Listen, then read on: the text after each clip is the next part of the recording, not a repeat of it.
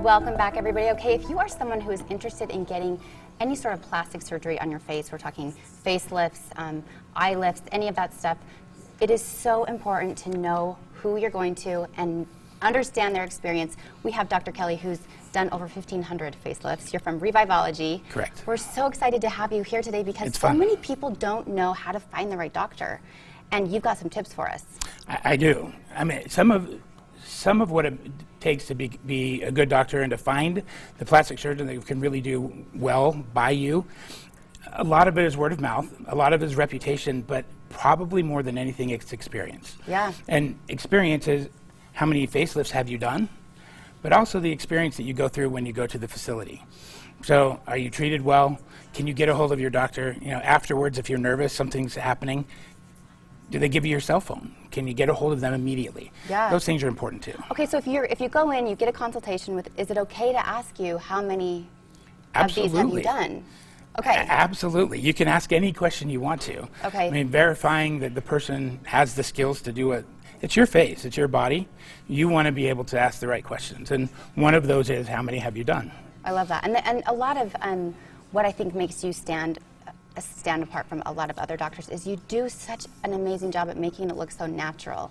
And you're going to show us here, we have this screen that's going to kind of show us how you are able to make it look so natural.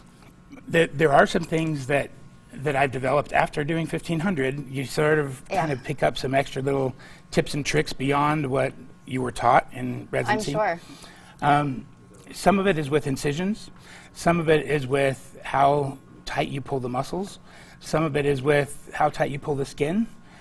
Where you do the undermining. I mean, I don't want to get too gross, but yeah, we'll keep it clean. Yeah, we'll keep it clean. But there are some extra little tips and tricks. Okay, so what are we seeing here on the screen? So on this screen, what we're looking at right now, this is my incision, but really what I want to do is kind of go with what most plastic surgeons do. So most plastic surgeons make an incision that sort of comes clear out here. And then it follows a straight line down the front, comes up around the back of the ear, makes a little incision across this, and then literally comes down in front of your hairline. So if you wanted to pull your hair back, you could probably see the incision there. So let's clear that out, and I'll show you what I do. So I start above the ear and do a little crescent. Another one right in front of the ear, so following those curves. Okay. Come behind this little ear pointer, which is called the tragus, right here in the groove of your ear, and then way, way, way high. Wow. And a little S curve into your hairline, and that's it. Wow. And in that, I can get the same, if not a little bit better, of a pull, because it's bringing the skin and the muscles up in a way that's a natural lift. Our face is sloped. Gravity brings our face in and down. We want to bring it up and back. Well, and I love what you told me during the break, how you actually don't put your clients fully under anesthesia. Correct. Explain why you do that.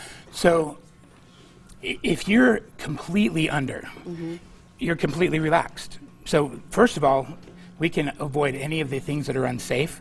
Blood clots in your legs, a machine breathing for you so that your lungs can get pneumonia, or even fevers and atelectasis is a professional word for that.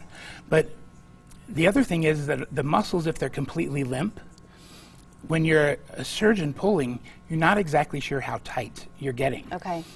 So if the muscles have a natural tone to them, when you pull them, you can see exactly where you're going to end up. That's awesome. So I want to really quickly show some of your before and after so people get an idea of the work that you've done and how natural it looks. I mean, this is incredible. So what I think that's good to focus on is that she looks like herself, just younger.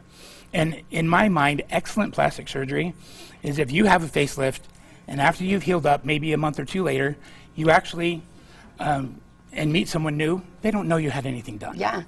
So here's another kind of fun example. I want to end on this one. We've got to wrap it up, but I want to just, I mean, this is such beautiful work, so natural. And if you guys want to sit down with Dr. Kelly yourselves and have a consultation, get something scheduled, how do people get a hold of you?